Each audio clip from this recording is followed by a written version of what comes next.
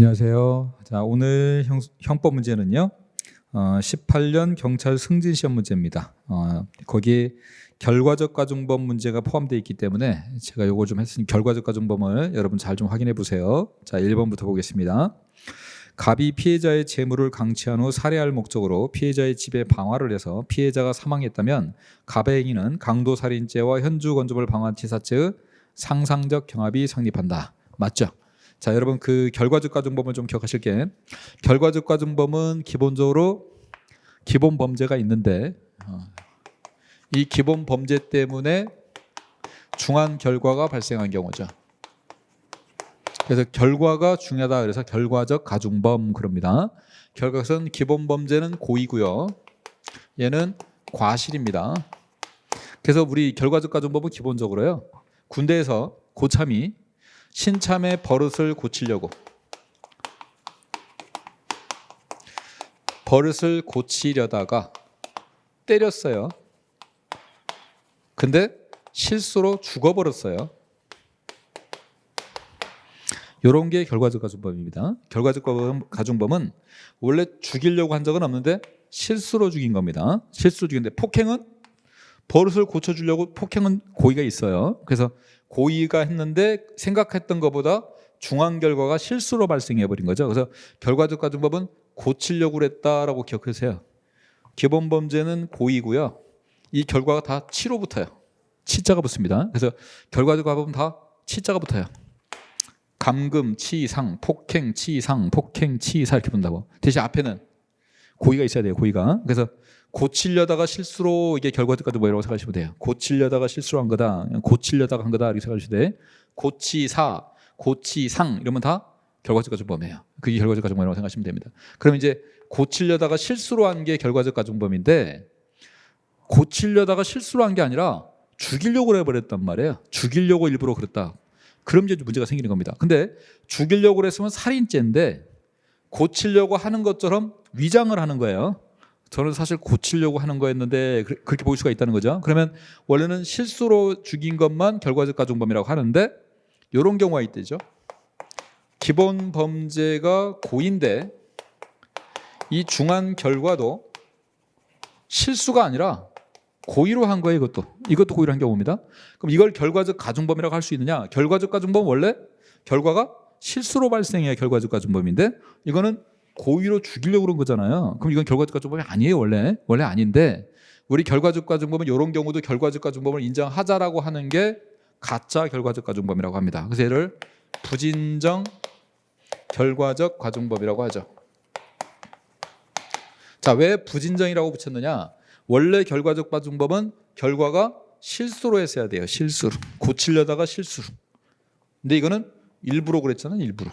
그래서 이거는 가짜 결과적 가중범이다. 그럽니다. 그래서 여러분 이거 좀 하나 외워두실 게 진정 결과적 가중범은 진짜잖아요. 진짜. 진짜 결과는 실수로 발생한 겁니다. 부진정 결과적 가중범은 가짜 결과는 만들어낸 거다. 이렇게 보세요. 가짜 결과는 만들어낸 거야. 일부러. 그러니까 가짜 결과야. 만들어낸 거니까 가짜 결과입니다. 요거는 실수로 진짜 발생한 거야. 결과가. 그래서 진정 결과적 가중범은 실수로 된 거고요. 부진정 결과적 가중범은 일부러 만든 겁니다. 이게. 그래서 진짜 결과는 실수로, 가짜 결과는 일부러 이렇게 보시면 돼요. 진짜 결과는 실수로 발생한 거고 가짜 결과는 만들어낸 거야. 가짜로 결과를 만들어낸 거야. 이렇게 보세요. 가짜 결과는 일부러. 이렇게 좀 기억을 좀 해두시고. 자, 그러면 이제 이 부진정 결과적 가중범을 인정하는 이유가 뭐냐? 자, 우리 강간을 했는데요. 나는 강간만 고의가 있었습니다. 상해의 고의는 없어요. 근데 상해의 결과가 발생을 해버렸어요. 이거 실수로. 그럼 이게 되면 강간 치상이라는 결과적 가중범이 생기시죠. 근데 강간은 고의고요. 요 상해의 결과도 일부러 한 거예요. 고의로. 이렇게 되면 이건 무슨 죄예요? 이거는 결과적 가중범이 아닙니다. 왜냐하면 고의잖아. 고의. 그래서 원칙적으로는 결과적 가중범이 아니고 강간 상해로 처벌하는 거예요. 이거는 결과적 가중범이 아니에요. 원래. 이것만 결과적 가중범위란 말이에요. 자, 그런데 아니 일부러 한 게 결과적 가중범위 되는 건 뭐냐? 이런 거죠. 자, 현주 건조물에 방화를 합니다. 이거는 고의가 있었어요. 불을 질러버려야지. 근데 거기에 사람이 없는 줄 알았단 말이에요. 근데 아래에 사람이 있어 버렸네. 그래서 사람이 죽어버렸어요. 여기는 고의가 없습니다. 실수로. 그럼 이게 어떻게 돼요? 결과적 가중법이 됩니다. 현주 건조물 방화 치사 이렇게 해서 결과적 가중법이 된단 말이에요. 근데 문제는 뭐냐? 똑같이 현주 건조물에 방화를 했어요. 고의로 죽었어요. 고의로. 이렇게 되면 어떻게 돼요? 자, 이거는 원래 어떻게 처벌해야 돼요? 아까 강간 같은 경우는 상해의 고의가 있을 때는 그냥 강간 상해 이렇게 처벌했거든요.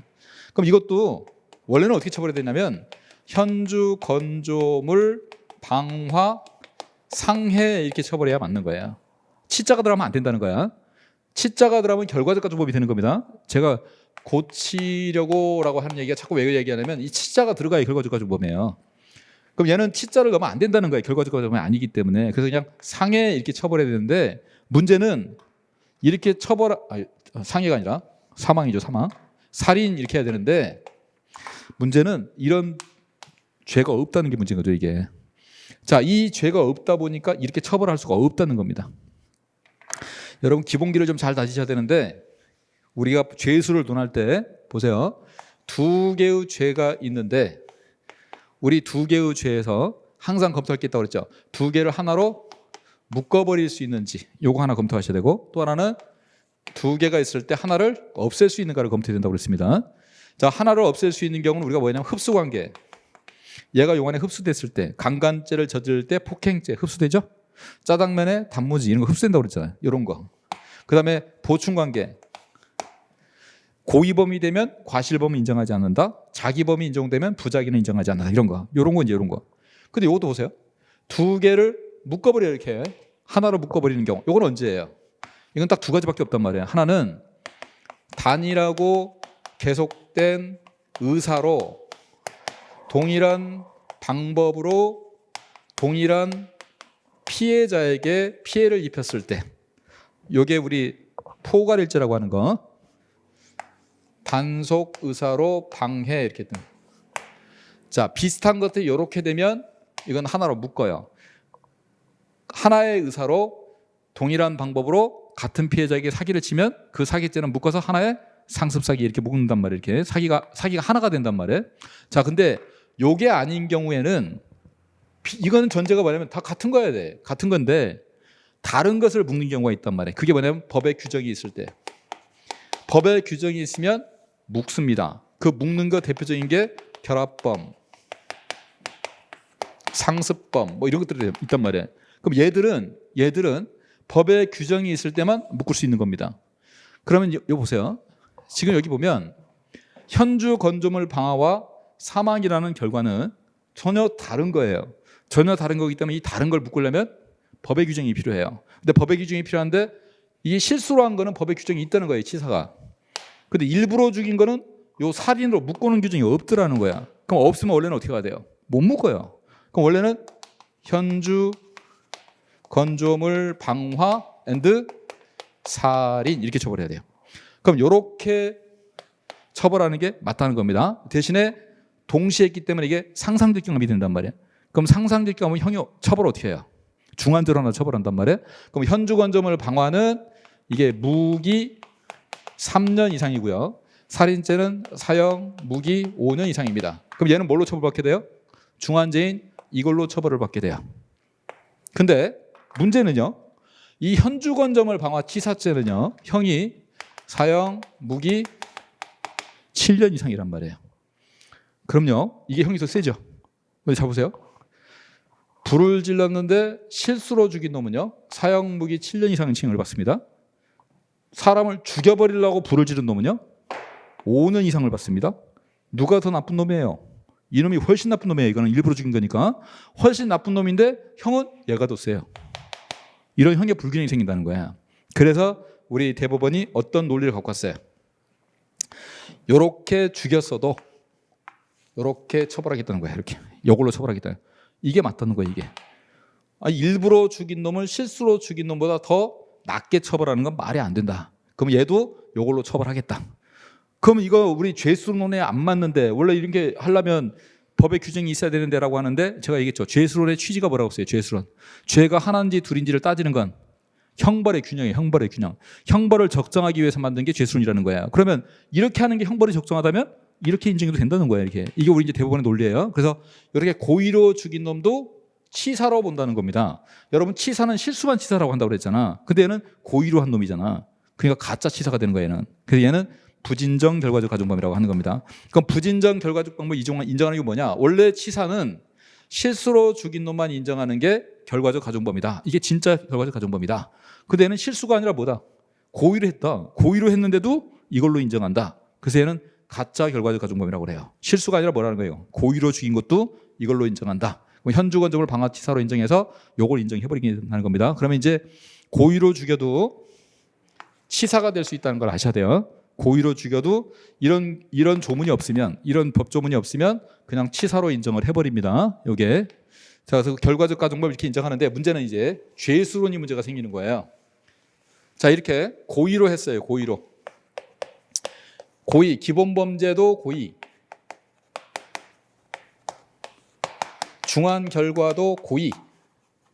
원래는 얘는 결과적 가중범이 아니란 말이에요. 결과적 가중범은 이게 실수인 경우만 결과적 가중범이라고 말이야. 근데 이거는 고의잖아. 그런데도 이거를 결과적 가중범으로 본대요. 이걸 그래서 무슨 결과적 가중범? 가짜 결과적 가중범 이렇게 한단 말이에요. 부진정 결과적 가중범. 그럼 얘는 이 죄수를 어떻게 논할 것이냐? 자, 보세요. 아까처럼 기본 범죄가 현주 건조물 방화, 중한 결과가 살인이 했어요. 이렇게 되면 얘를 뭘로 처벌한다고 그랬죠? 현주 건조물 방화 치사 이렇게 처벌하겠다는 거예요 지금. 그래서 가짜 결과적 가중범을 만들어 버리겠다는 겁니다. 치사라고 되어 있는데 사실은 일부러 죽인 놈이란 말이에요. 그래서 결과적 가중범의 탈을 쓴 고의범이에요 이거는. 알겠죠? 고의범입니다. 근데 요게 이제 이렇게 처벌하는 게 맞는데 문제가 또 하나 생겨요. 현주 건조물 방화 똑같이 하고요. 요 살인이 아버지를 죽여버린 거예요. 이 존속살해가 문제가 됐단 말이에요. 존속살해. 그럼 이 존속살해 했을 때도 똑같이 이렇게 처벌을 하면 이제 또 이상한 문제가 생깁니다. 원래 현주 건조물 방화치사는 사형, 무기 7년 이상입니다. 근데 현주 건조물 방화는 아까 무기하고 3년 이상이니까 이게 별 문제가 안 되는데 얘가 문제예요. 얘가. 존속살해는요. 현행법으로 할게요. 사형, 무기 7년 이상입니다. 이건 똑같아요. 근데 얘는 자격정지를 붙일 수 있어요. 얘는 자격정지가 없어요. 어느 게 더 형이 세요? 이게 훨씬 형이 세요. 왜? 얘는 자격정지를 붙일 수 있으니까. 그럼요, 웃기는 게 존속살해만 한 놈은 이걸로 처벌하는데 불을 질러서 존속살해한 놈은 이걸로만 처벌해버리면요, 또 이래 형이 또 너무 낮아져 버리는 결과가 생기는 거야. 그럼 이거는 존속살해한 놈은, 불을 질러서까지 존속살해한 놈은 더 세게 처벌하는 게 맞는데 이걸로 처벌하면 더 형이 낮아져 버리는 결과가 생겨요. 그럼 이때는 오히려 또 뭘로 처벌해야 되겠다는 생각이 들어. 이걸로 처벌해야 되겠는데? 이 생각이 드는 거야. 그래서 얘를 여기다 그냥 존속살해죄 별도로 돼 이렇게 만들어 버려요. 그래서 여기 있으니까 상상적 경합이니까 뭘로 처벌한다? 이걸로 처벌한다. 이렇게 만든단 말이에요. 자, 죄수를 논할 때 하나 기억하실게요. 그냥 살인죄는 이거 없애도 괜찮아요. 왜? 이걸로 처벌하면 이게 더 세니까. 요거는 사형, 무기 5년 이상밖에 안 되는데 얘는 사형, 무기 7년 이상이니까 이걸로만 처벌하고 이거 필요 없어. 그러니까 이때는 그냥 요거 하나로 끝나는데 존속살해죄는 얘보다 형이 더 세버리잖아. 얘를 없애버리면 더 봐주는 결과가 생겨버리니까 얘를 없앨 수가 없다는 거야. 그래서 얘를 또 만들어요 이렇게. 그래가지고 상상적 경합 이렇게 한단 말이야. 그래서 뭘로 처벌하겠다는 거야? 이걸로 처벌하겠다는 겁니다. 자, 이 죄수론이 제일 중요해요. 결과적 가중법에서. 요건 이렇게 생각해 보세요. 얘를 이렇게 한번 생각하시면 좋을 것 같아. 프로축구 팀이 선수가 있는데 청소년 축구 대표를 뽑습니다. 여기는 청소년만 들어갈 수 있는 거예요. 근데 프로축구 선수가 여기에 우리를 와일드 카드라고 하죠. 와일드 카드. 와일드 카드로 A라는 축구 선수가 이 청소년 축구 대표로 뽑혔어요. 그럼 이 A라는 프로 축구 선수는 뭐가 되는 거예요?